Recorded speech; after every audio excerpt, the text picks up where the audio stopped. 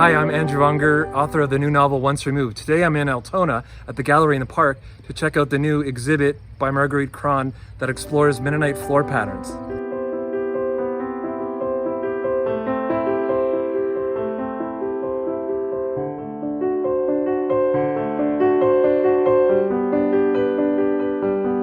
When you find these floor patterns, what condition are they usually in? Covered up or? Yes, the only reason that most of them exist is because they are under layers of carpet first, and then up to 4 or 5 layers of linoleum.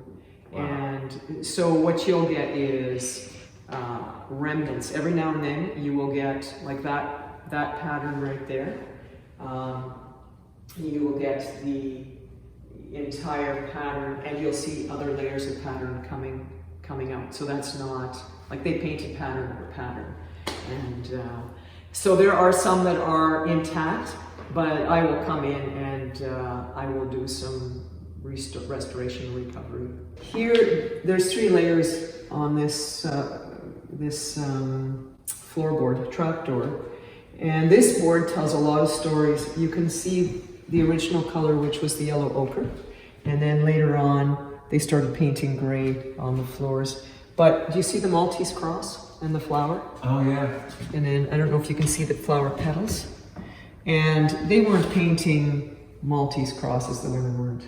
So I suspect that this probably came from one of the fracture artists. And then here's another, and I don't think you can see it, but there's another early pattern with just circles. So, yeah, so this is 3 layers. 3 layers. Yeah, and they may have decided they didn't like it, because one of the things that I've discovered, and this is how I was able to find, again, a daughter and a brother, and they probably learned from their father, Peter Klippenstein, and that is they would use one corner to figure out a pattern, and it was always the southeast corner. They would figure out what pattern they wanted, and I imagine furniture went on top of that. And then from there they would decide what pattern and carry on. Like this is your work. These are not this is my work. Yeah, these are functional floor cloths that are they're meant to be on the floor. And what these are not, the pattern is the size and the color and design, but then I do an interpretation. So this is an art form, right, of not a direct documentation. Yeah, that's exactly what I was going to ask, is whether you consider that you are, just exactly replicating, no, I don't, or you're interpreting. I'm interpreting it. Yeah. Yes, yeah. So in one like this, I wanted to show. You can see that it's raised. You got a pattern underneath and different colors. I wanted to really sort of portray the idea of layers, and I'm telling a story actually, and almost all of them I'm telling a story. They might be subtle, but the titles should give a bit of a sense that that's what I'm doing. They really needed beauty, and in talking to these 2 sisters who I interviewed about this, I asked them, and they came from a very conservative home, in the sense that they fled in the 1920s to get away from the public school and the influence of government. And I just said, would you say that you did this because you needed beauty? And they both chuckled and said yes.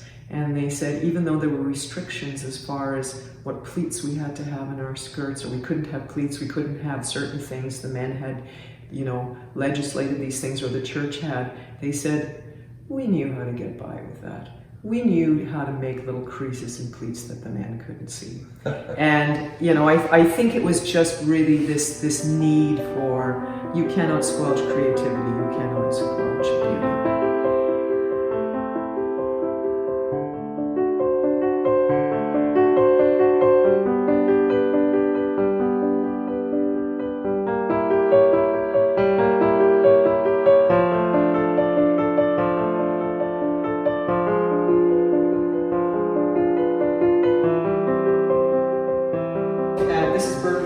So that's the son of Peter.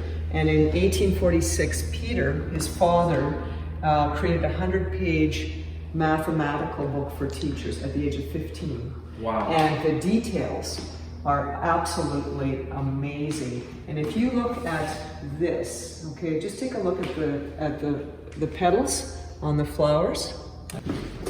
Do you see a similarity? These would be the sun, but as an artist you see influence, and you see how people are influenced in design. There's 3 floors in Summerfelt on the West Reserve that I've documented, and I haven't done a piece yet. I'm going to do a piece on that, and about relative influence and how I suspected they were related, even though there was a time period with one of the floors of 20 years later, and sure enough, they were sisters, and I think one was a daughter or a niece, something like that. And it made a lot of sense because it was patterns that were like no other patterns I had seen. And the stem work, the kind of flowers, it was far more intricate. So again, you know, as a combination of both art and interested in form and the history and the function of something, I was pretty sure they were connected. So you can play the Mennonite game by looking at the art. By looking at the art, yeah. I mean, you share ideas, or you see something. Yeah. I mean, architecturally, things are like that. Fads, you know, that's how they start. I think one needs to remember that we only became farmers in Prussia, or from the move from Prussia to Russia. Right. That Mennonites were artisans. Yeah. And if you go back into our history, weavers, beer makers, and lived in cities. Yeah. I mean, it was tile makers.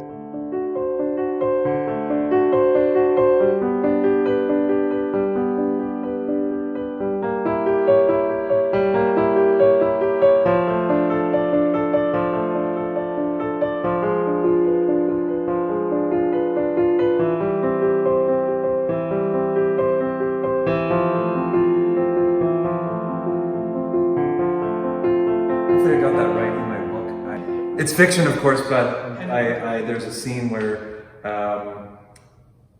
there was an accident in the kitchen while cooking Rollkuchen or something that sent some pots tumbling to the floor and damaging the linoleum. And there's a scene where they are ripping up the linoleum and they find floor patterns underneath. So I hope I got that like somewhat accurate. Yeah. Well, and in one of the interviews I did, she talks about trod to be brown. The linoleum was trod to be brown, and her job at 16 was to paint a pattern on the linoleum.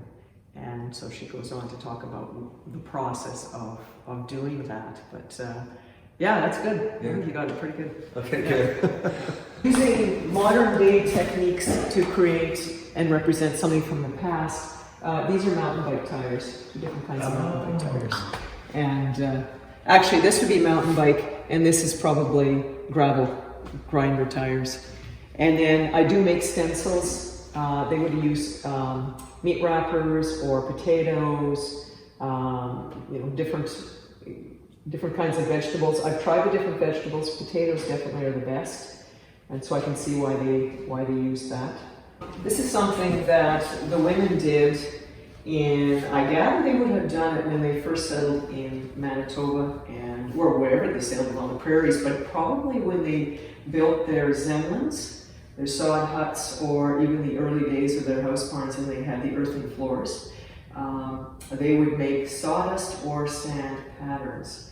Conrad Stace, he gave me a book on Mennonite stories from 1874 to 1974, and there was one line that talked about how the men separated the white sawdust from the dark sawdust, and they gave it to the women because they used them to make patterns on their floors.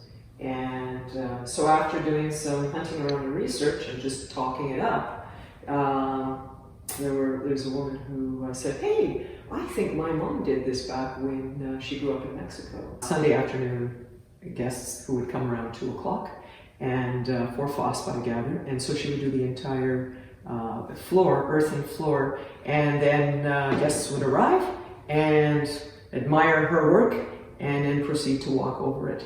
And they would usually use kitchenware. Yeah, so she said that this is exactly the colander, the kind of colander that they used. Yeah, or that she used. Yeah.